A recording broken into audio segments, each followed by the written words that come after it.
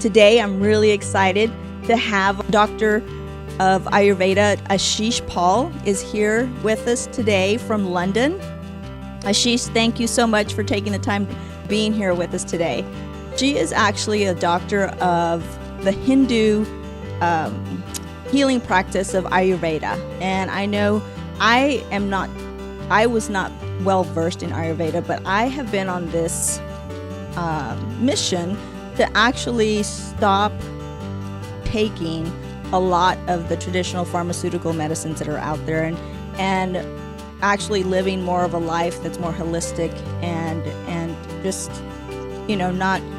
not having to use medicine so much, but using natural medicines that are better for us. So when I met Ashish, I actually met her in London at the event of Champions, and we started talking. I really like her approach and know that she's helping a lot of people there in London and in India and other places. So I was really excited to ask her to be on our Tuesdays with Tildy show. So Ashish, thank you so much for being here.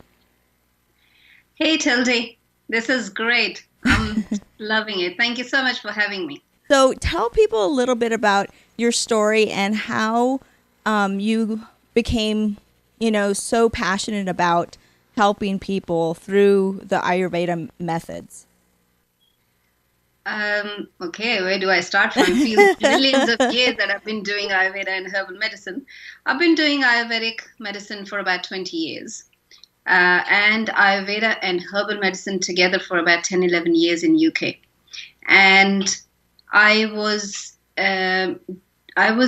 initially interested in gynae and obs, which is what I was training in India and had ambition to open a clinic. But when I moved to UK, things changed. And now I have come round circle to again helping women with fertility. And it's just amazing. This is just, it has happened that way. But my journey has been, I guess I have become more passionate to educate women about fertility as well, and also to do a lot of preventatives, to use a lot of preventative ideas from Ayurveda with fertility is because when I started going to Twins and Triplets Club, we have a Twins and Triplets Club, and I started taking my twins there, I met other girls and women who had 4, 5, 6, 7 IVF cycles. And that is just, for me, it was an absolute shock because the side effects of many of these treatments, because IVF is mainly a woman's treatment. They have to go through so many hormones and so many injections and medications, and not just one IVF. I mean, IVF after IVF. And I realized that what it is doing to their body. So let me interrupt you for just a little bit, because what is IVF?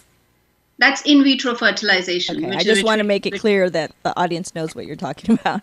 So, which we call test tube babies. It used to be called that. Right. And it is seen to be as one of the top-notch treatment in terms of fertility from a medical perspective. And it is amazing what we can do with IVF. But the issue with IVF is we do not prepare our women well enough beforehand. So I became really slowly over a period of time. I've seen my really good friend of mine as well who actually had to go through hysterectomy because she had so many IVFs that now body couldn't cope with it.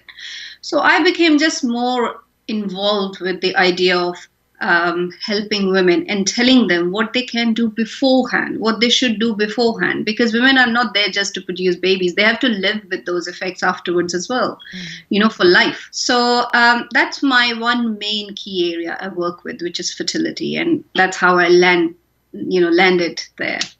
And otherwise, I have become over the years passionate about using herbal medicine. I remember when I started going to my herbal medicine degree here in University of Westminster, and they asked me, okay, so what have you done before? I said, I've done Ayurvedic medicine. They said, so what are you doing here? You already are qualified in a complete system. And that's when it started to dawn on me that actually what I have done is really valuable. Because up to that point, it never occurred to me that is something which is unique in the world. And then what I saw, then all other systems, I realized they are all just a part. For example, Western herbal medicine, which I also am trained in, it only talks about herbs. We don't have any therapies, we don't have other things that we do with Ayurveda. So I have just over the years become really passionate, and now I know that I was destined to do what I do. So I ended up doing all of this, everything green. That's great. Thank you for sharing that. Can you explain to us a little bit about what you see, that causes some of the patients that come to you, and what are the primary symptoms that you're seeing that women have that are causing some of the issues that they're facing now that they're, wanting to go through in vitro? Um, Well, we know that we are having kids a little bit later, which is 35 plus. More and more women are choosing to do that, which is totally fine. That's a personal choice. But what I'm seeing more and more is we are not preparing ourselves enough. Health is not in prime condition by the time we do have IVF, by the time we do look into getting pregnant. So, one of the things I would see is that, I mean, in terms of fertility, there could be a number of things that may be an issue with women, but it's mainly the energy, which is not there. The egg quality, which we find, is not there, and also that many of these women have been on contraceptives before. So, and it could be years, actually, some women, 10, 15 years, and they only come off because they want to get pregnant. But then, because contraceptives are, they are, at the end of the day, they are hormones. So, what they do to you, they reduce the chances of getting pregnant. Mm-hmm. And I find that women who are on it, they find it harder to get pregnant. So, this is not that you come off pill and straight away you're going to start getting pregnant.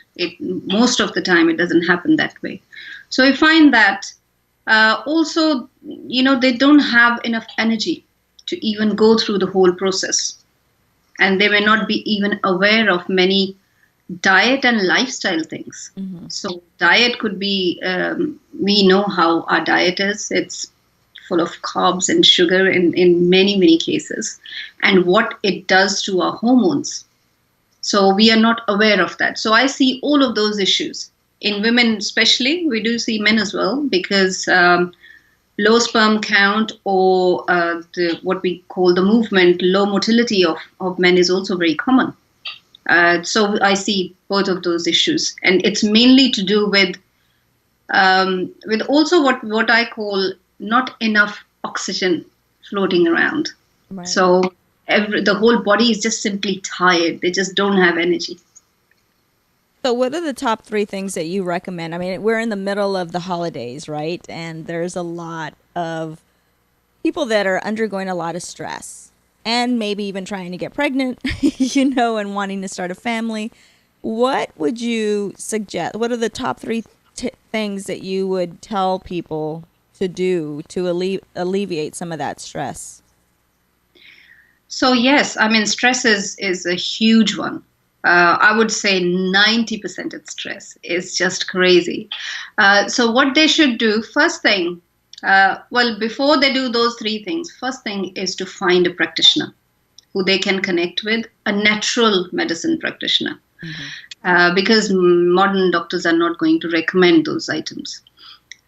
So the first I always ask is to do breathing techniques.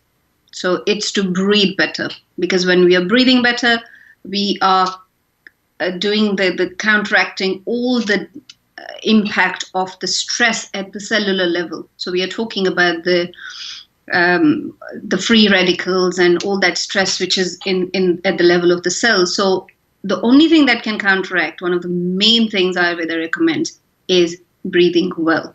So make sure you're breathing well. So join somewhere or do some classes or do some training to do breathing exercises. It's crucial. It's the key most item to do out of 3. Secondly is to eat well. And And if women who might be, say, slightly overweight, for them to definitely lose weight, but by not eating, but by doing other things, eating healthily enough. So diet is crucial. After breathing, it's the diet. And thirdly, to make sure that they understand their menstrual cycle very well, and that their menstrual cycle is going as it should do. Mm-hmm. Yes. So these are the three main things, according to me. So breathe well and eat well and understand your body well, in terms of, especially in terms of how you behave, as how your menstrual cycle behaves. Mm-hmm. Well, and I love the breathing, because I'm often reminded that you can't think and breathe at the same time when you're thinking about your breathing, and breathing in and out. You really can't. You're there's nothing else that you can possibly think about. And for me, that's so, just in the middle of a day when I am feeling stressed, just to remind myself to breathe. Does help to alleviate a lot of stress. And then, of course, the daily diet that you mentioned. And I want to talk about the menstrual cycle a little bit more, because you mentioned it, but what are some unhealthy patterns that you can help women identify, that they might need to really take a better look at, or to realize what's happening within their body that's causing some of those issues? Absolutely. In terms of fertility, what women first need to find out whether their cycle is natural enough for them.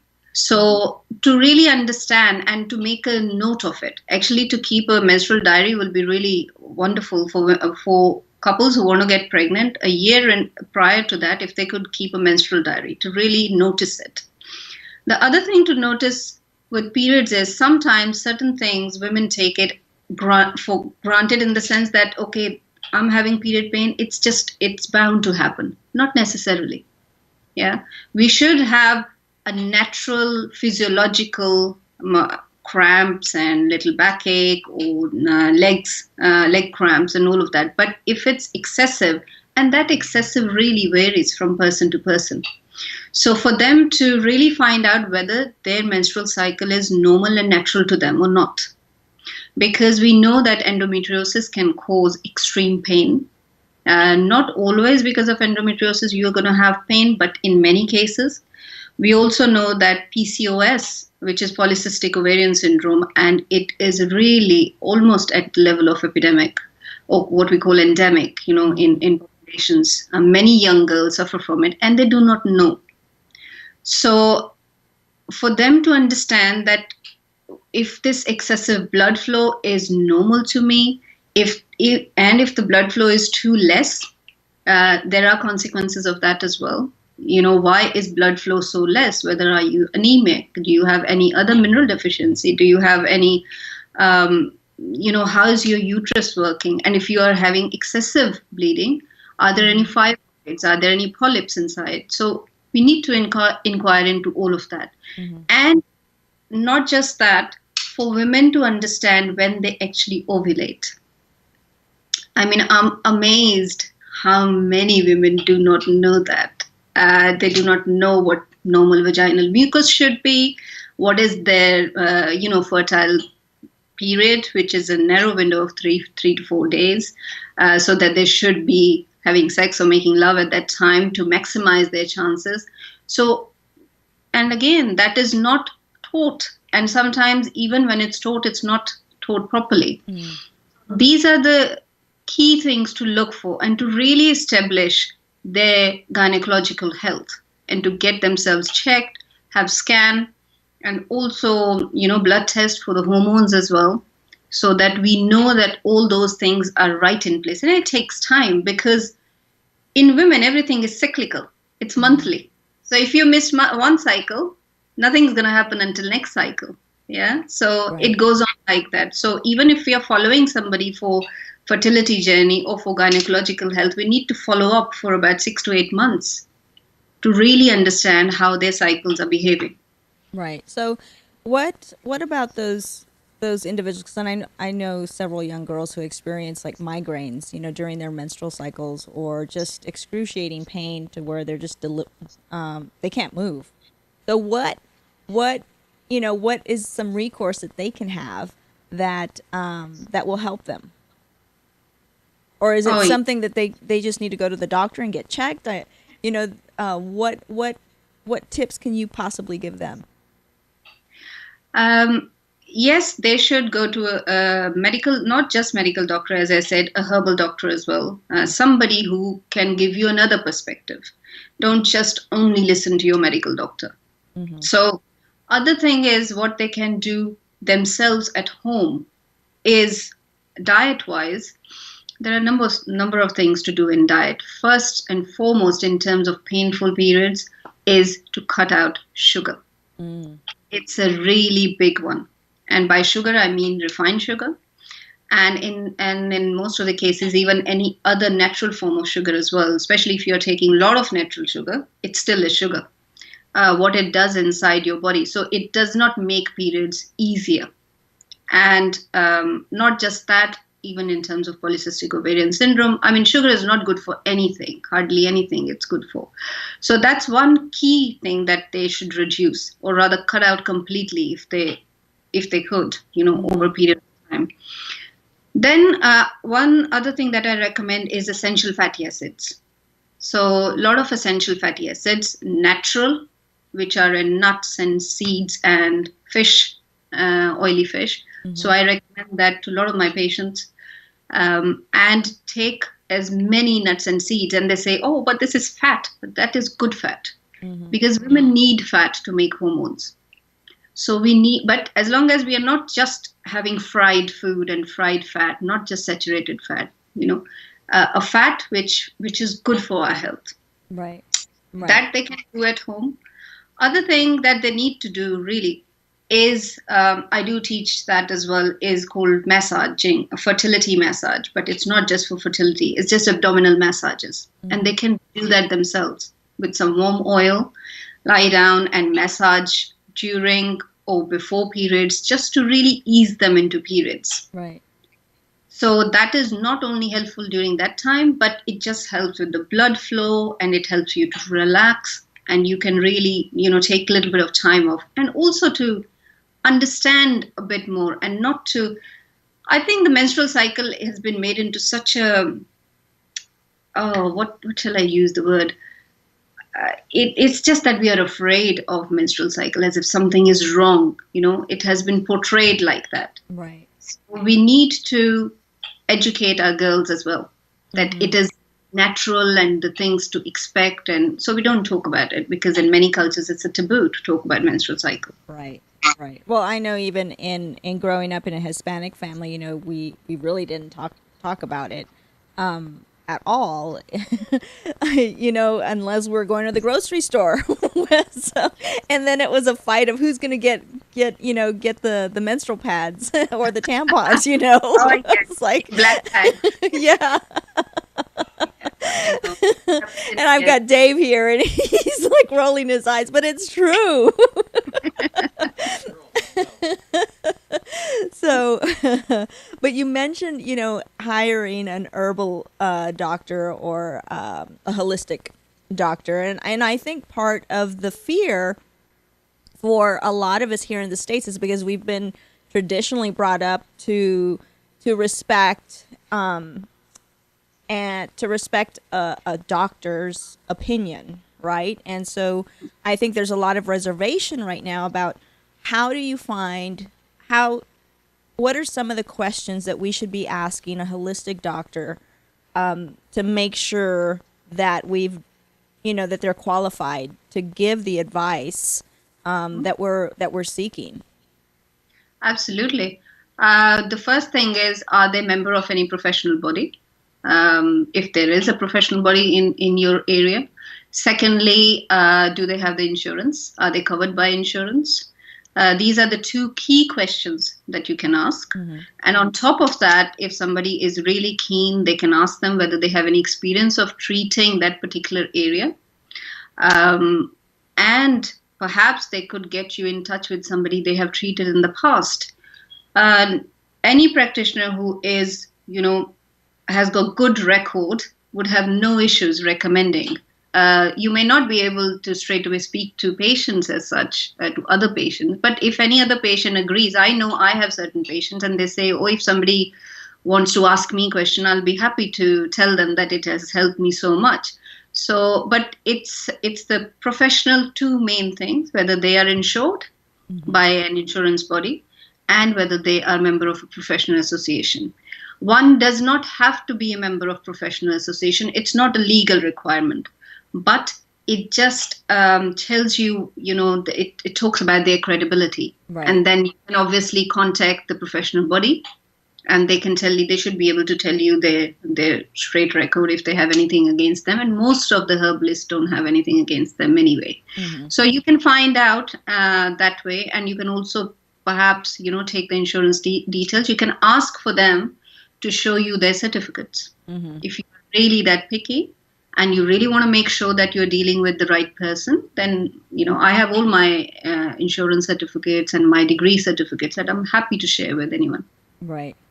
So Yeah. what are some key questions then, besides the, the certification and the insurance, when people come to you, how much time do you actually spend with them and getting to know them? Because I know even when I go to a new doctor, I really value them more when they sit down and get to know me and find out, what's happening in my life. So what's a good process, like stepping into the door with you? What can people expect?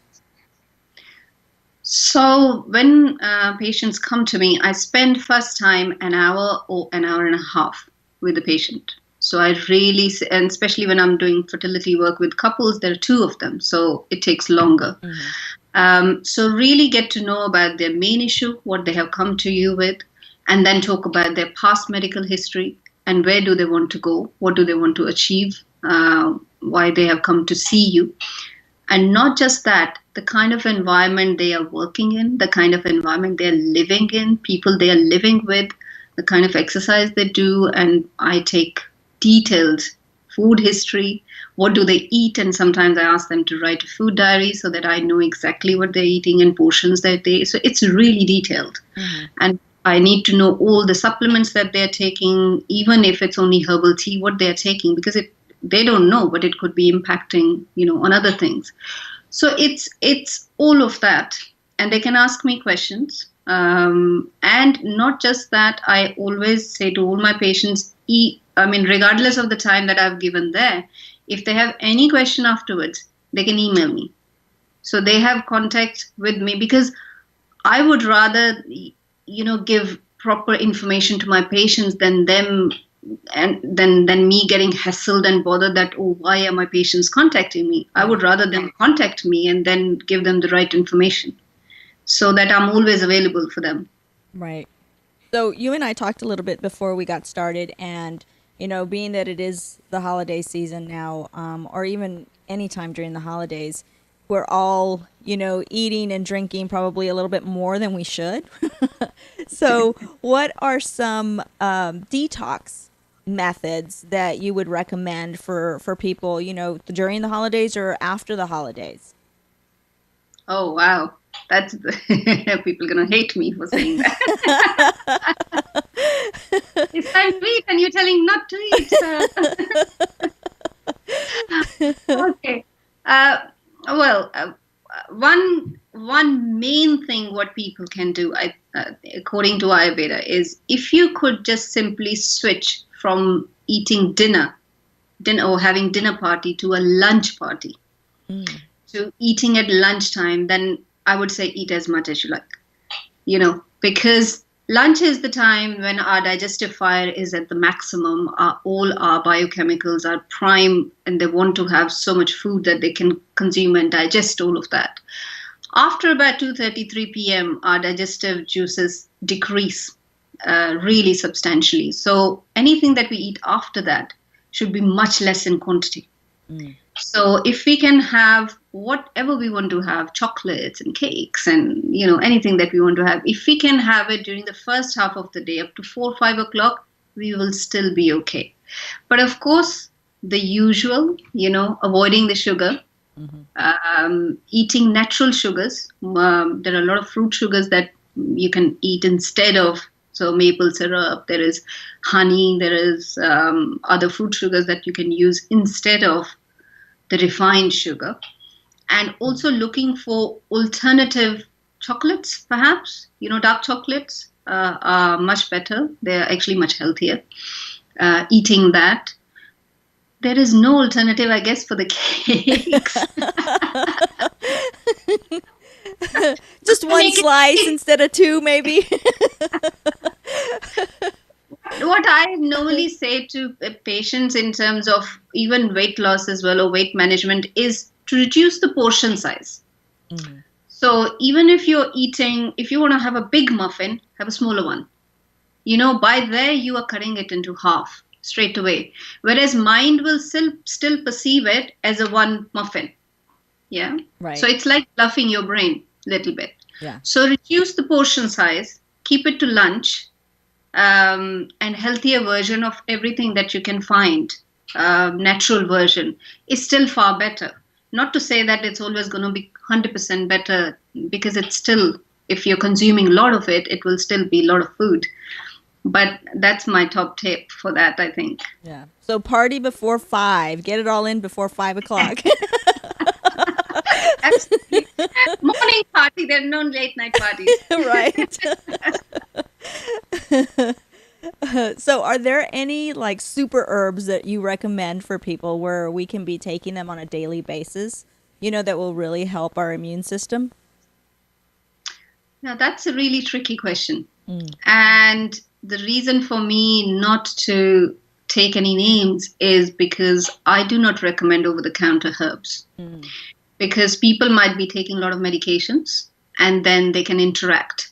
I mean, for example, just a simple example is, I just remember is because I spoke to somebody today who's on warfarin, and warfarin is a blood thinning medicine. And at the same time, if you're taking a lot of garlic is a natural blood thinner. So if you do not know that it can affect you, you could be taking a lot of garlic in your diet, and then it can have a really wrong effect that we want. So I generally don't recommend. I want people to go to a practitioner and take herbs. But if you are taking anything over the counter, or you're ordering anything online, the best would be to do some research, to check it out, and find out more information about that herb to take, so that you are not really drugging yourself unnecessarily. So that's my, I would say that's my safest advice, so that people do not use the wrong herbs, because herbs will need to be used according to your body type, according to the symptoms you have, according to who you are as a person, and it's really subjective. Right. Do you have any resources that you can recommend to people to learn more about the different herbs and their effects?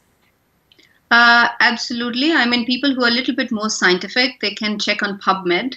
PubMed is a easily available resource, and they publish papers, scientific papers on that, and it has got a lot of Ayurvedic and herbal, research and trials and all. So you can check on that.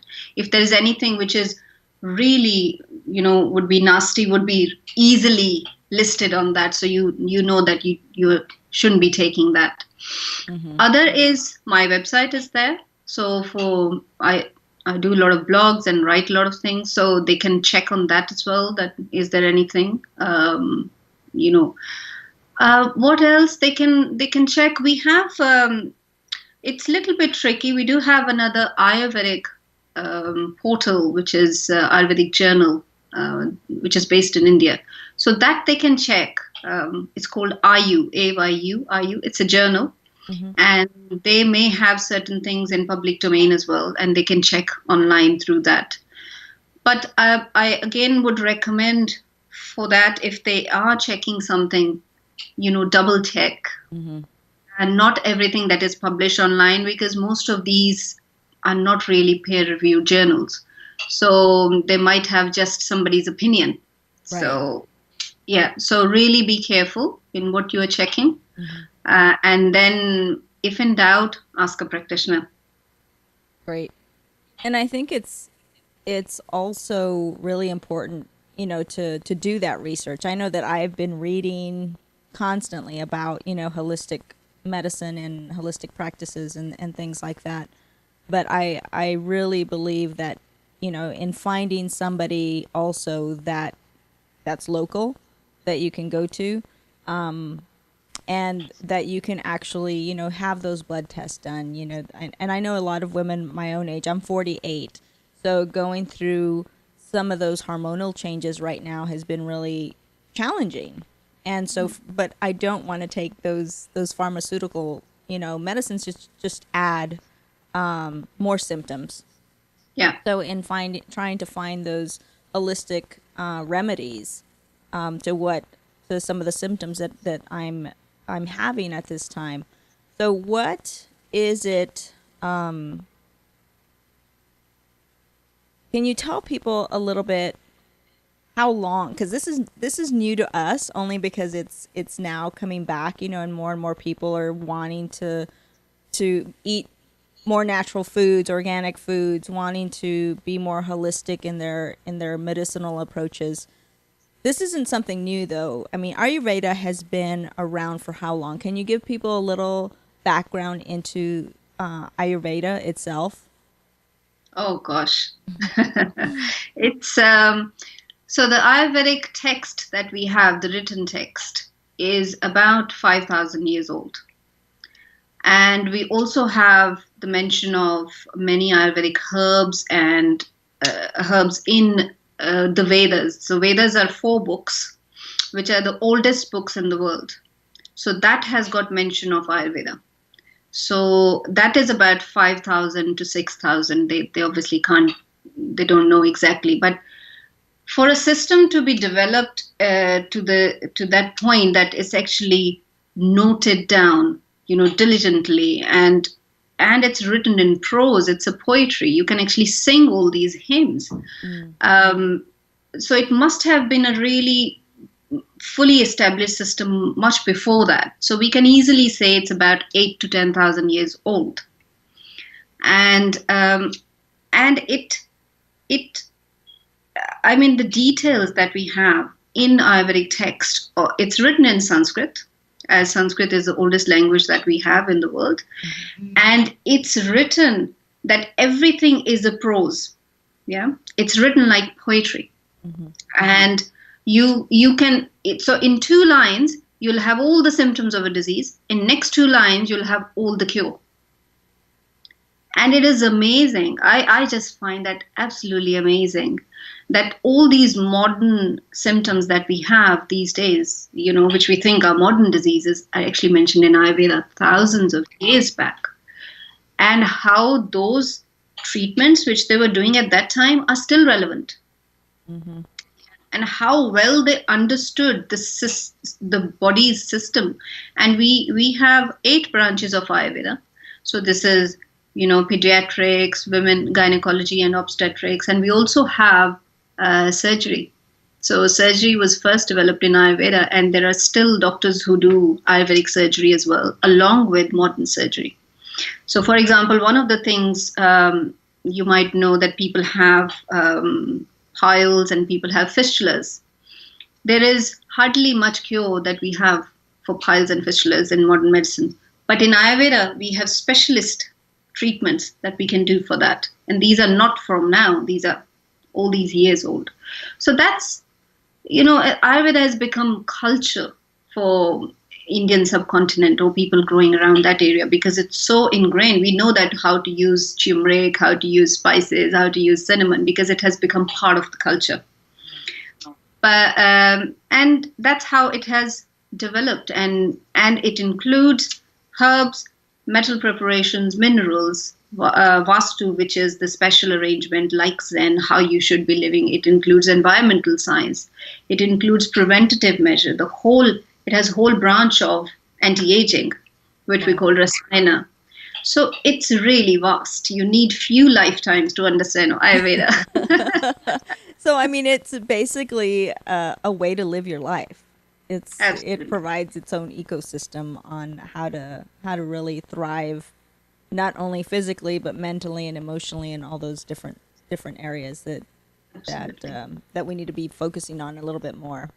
Yep. Ashish, I just want to thank you for your time today. And really, I mean, I find all this really fascinating. I love to learn. So thank you so much for sharing your story and your passion with us today. I'd love to have you on again. I think we need a part two. Very good. Yeah, to definitely go a little bit more in depth into some of the topics that we covered. I want to thank all of you for watching today, and also want to please before we go anywhere. Gosh, I cannot talk today. What is the deal? I think it's the coffee. I have not. Yeah, it's my medicine. Yes.